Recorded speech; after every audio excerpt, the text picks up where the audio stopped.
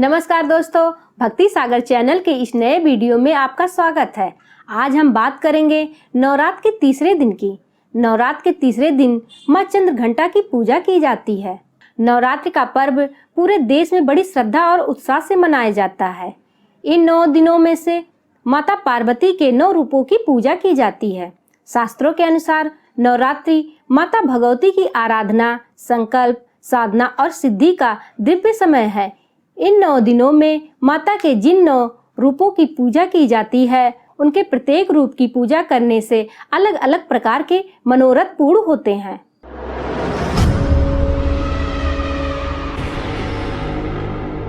नवरात्र के तीसरे दिन माता के तृतीय रूप मां चंद्रघंटा की पूजा व आराधना होती है।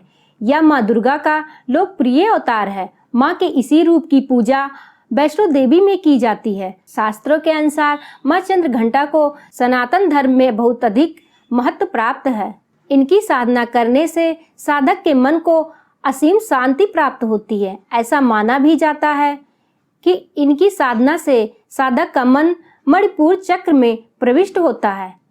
कुछ ग्रंथों के अनुसार मां चंद्रघंटा की पूजा करने से जब मां की कृपा प्राप्त होनी शुरू होती है, तब साधक को अलौकिक अनुभव होने लगता है। मां चंद्रघंटा की आराधना करने से साधक में वीरता और निर्भयता के साथ ही सौम्यता व नम्रता भी विकसित होती है।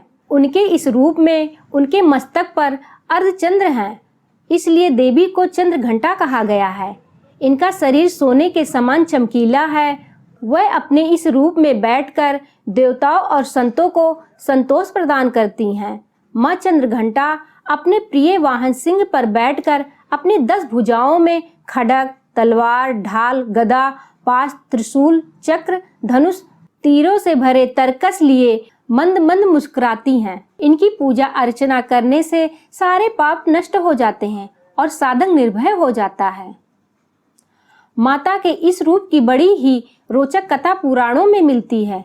कथाओं के अनुसार प्राचीन काल में एक समय देवताओं और असुरों के बीच लंबे समय तक युद्ध चलता रहा। असुरों के अधिपति महिषासुर ने देवराज इंद्र को हराकर स्वर्ग का सिंहासन प्राप्त कर लिया था।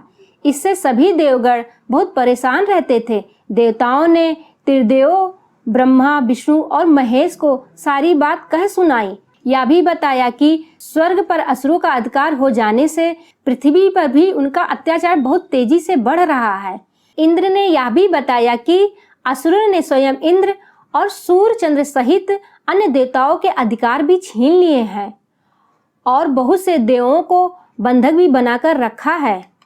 उन्होंने यह भी बताया कि असुरों के भय से देवता पृथ्वी पर छिपकर रहने के बाध्य हो गए हैं। यह सब सुनकर ब्रह्मा, विष्णु और भगवान शिव को बहुत गुस्सा आया।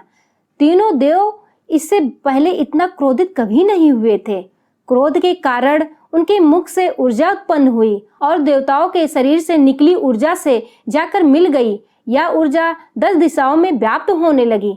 तभी उस ऊर्जा में से एक देवी का अवतरण हुआ।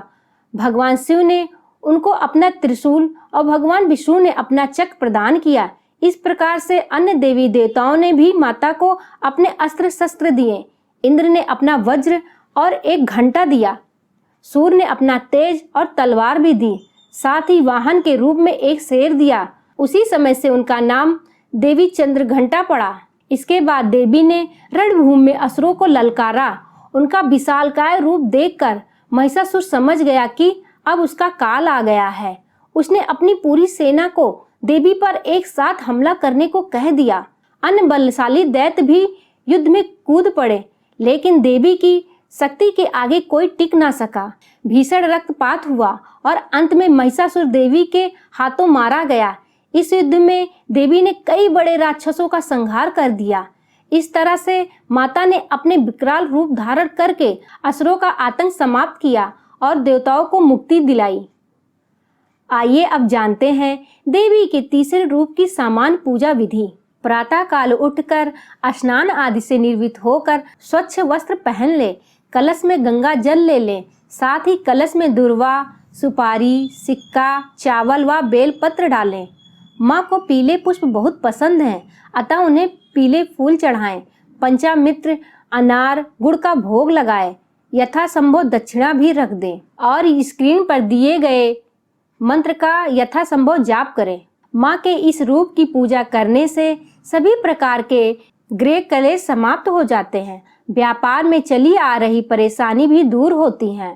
तो दोस्तों, यह थी कथा और पूजा विधि 9 देवियों में से तीसरी देवी माँ चंद्रघंटा की। उम्मीद है आपको हमारी यह जानकारी अच्छी लगी होगी।